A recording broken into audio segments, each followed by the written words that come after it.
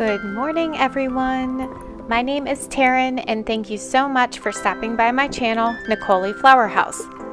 This channel is all about my cut flower garden, and I'm located in Zone 7B. This will be my third year in this garden in particular, and I like to use my own flowers to make sustainable floral designs and pretty things to put around my house and share with others. I'd like to give you a little update on what's going on in the garden. The daffodils are starting to come up, which is super exciting. It means spring is on the way. And these are the Rosy Clouds daffodils, so they're pink. Here are my snapdragons. Now these are planted very close together. I didn't thin them and I didn't pinch them, so I'm just letting them go. They were planted in the fall. Here are my tulips that I didn't pull up from the previous year. I didn't think they would come back, but they did. But you can see in comparison to the new tulips that I planted, which are shown here, they're not as robust looking. The foliage doesn't look as good as these ones, but I don't have the heart to pull them out, so we'll see if they produce blooms as well. It looks like here I have a ranunculus coming up. That is something that I missed when pulling plants out at the end of the season as well, which leads me to think maybe I shouldn't pull my ranunculus. Here is a coralberry plant. It doesn't look very good, but I'm hoping in the spring it'll green up. Here is what the Bachelor buttons look like. They actually have buds on them now, so I'm wondering exactly how soon these will produce. They were planted last fall and have overwintered and look very nice. Here are my seedlings, and I have them sitting out in the sun for a little bit. It is a good idea to let your seedlings get some sun and some wind on them. It helps them get stronger, even if it's just some short excursions out into the elements if you're growing your seeds indoors. It'll just help them transplant better into the garden.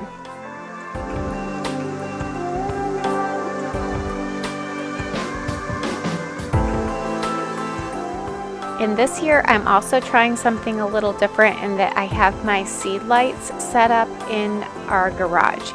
So they are experiencing a wider range of temperatures this year. So I'm hoping they transplant a little better than they did last year. I had a lot of transplant shock, so that's why I'm trying some different things. Now it's time to start getting some seedlings put into the garden. These aren't flowers, these are actually onions, but it's the first thing I had ready, and they are cold tolerant, so that's why I can put these out. We still have frost and cold nights coming up in the weather, but these onions will do just fine.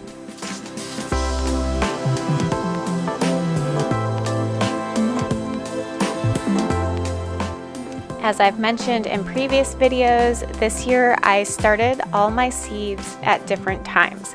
So I'm going on a rolling schedule instead of trying to transplant all of my seedlings at the same time. So that's why I'm starting out with these cold hardy onions. And it's really been a lot better this year with not having all my seedlings ready at the same time. This way, each weekend, I can work on putting some seedlings out into the garden, but not have too many. And it's just not as overwhelming, and I'm able to keep up with it a lot better.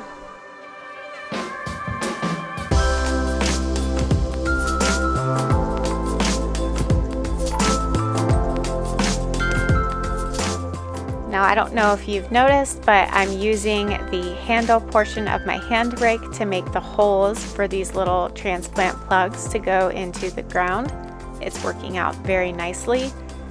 And my favorite tool to get the plants out of the cell tray is a butter knife. It's the perfect size. I have all of these growing in a 72 cell tray, and the butter knife just fits in there very nicely. The seed trays I use are made to be reusable, so the plastic is pretty rigid and it's very hard to kind of squeeze on it and pop the plants out, so that's why I use the butter knife to get them out. And I found it doesn't really cause that much damage to the seedlings when using that, so it's my favorite tool to use. I have several different varieties of onions that I'm planting here, and I did start all of these from seed. When you start onions from seed, they won't go to flower their first year because onions technically are biennials, I believe. They only flower in their second year. So sometimes when you plant onions from sets, technically those little sets, which are tiny little bulbs that you plant, they're in their second year, so they're more likely to go to flower instead of producing an onion bulb. So that's why I like to grow my onions from seeds. And this is one of those rare cases where I actually don't want my plants to go to flower because using onion flowers in cut arrangements is pretty smelly, so I don't do that. I'm not sure if I'll get really good onion bulbs this year because I didn't really pay attention to whether these were day neutral onions or not. I didn't really learn about that until after I had already started my seeds. So if they don't produce bulbs, then we'll still use them as green onions and they'll be just fine. But that's something I will pay attention to next season. Now I will mention that most of my seedlings, I do not take a very structured hardening off process, which is where you gradually increase the amount of exposure your seedlings get to the weather and the elements. It's recommended that you let your seedlings be outside an hour for a day, and then the next day you extend that time to maybe 2 hours and so on until they're good to go outside. I don't really have time to do that, so in addition to letting the seedlings grow in our garage where they are getting a variety of temperatures they're exposed to, I also put a double layer of frost cloth over them. This keeps some of the intense sun off of them. It keeps them warmer overnight, and it also keeps the wind off of them. So I will keep these under double cover for a week or two, and then I will maybe decrease that down to 1 layer of cover, and then I'll let them fully be outside. That's just my way of hardening them off. It's a little easier than moving your seedlings inside and outside over and over again every day for a week to 2 week period. Now the other seedlings I'm planting out today are sweet peas. These are for the flower garden, so that's exciting. I got some. The variety is called Elizabeth, and these are from Floret, so I'm excited to be growing some Floret seeds here.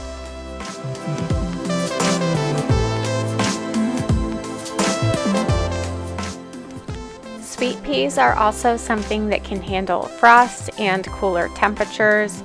We do have some temperatures in the 20s coming up overnight the next few nights, so I'm definitely going to have to keep a good amount of frost cloth on these to keep them protected, but they should do okay. I do have more seeds in case they don't do well with that weather, but they should be all right.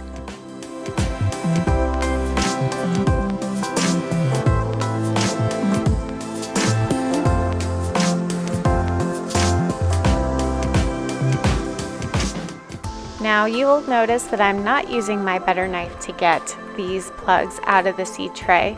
And this is actually a 200 cell seed tray, and the knife doesn't fit down in there. I haven't really found a good item to use to help me get the seedlings out of the 200 plug trays.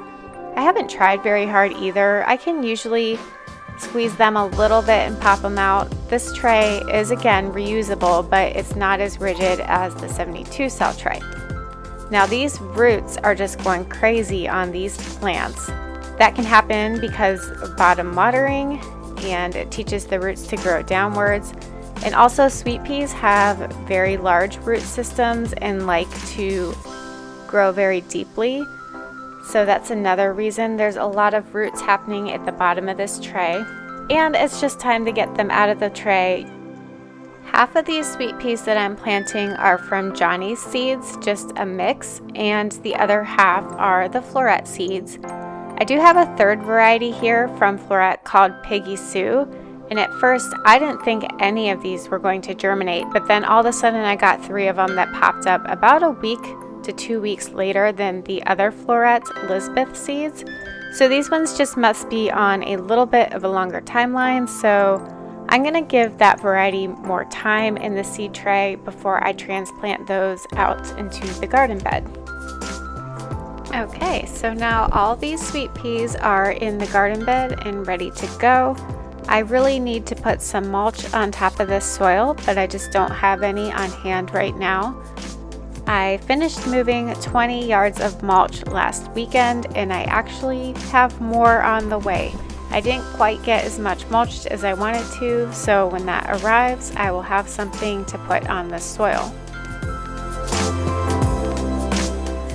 And again, I'm going to protect these seedlings with a double layer of frost cloth. I'm going to clip it up to my fence, and I'm going to keep the intense sun and the wind off of these plants during the day, and then it'll also help retain some heat at night. And this garden bed is fairly deep. Again, sweet peas have a deep root system, so I made sure this garden bed was on the deeper side. And also my garden beds just sit on top of the soil. There's nothing blocking them from rooting even further down into the ground if they wanted to. You can see it's a pretty windy day today, so it's important for me to get the frost cloth covering up those new seedlings so that they don't shock too badly and that they adjust well to their new homes in the garden. Well, that is all I have for you for today's video. I hope you enjoyed it, and if you did, give this video a thumbs up. And the best way you can support me and my channel is to subscribe and share it with your flower-loving friends. Thanks for watching, and I'll see you next time. Bye.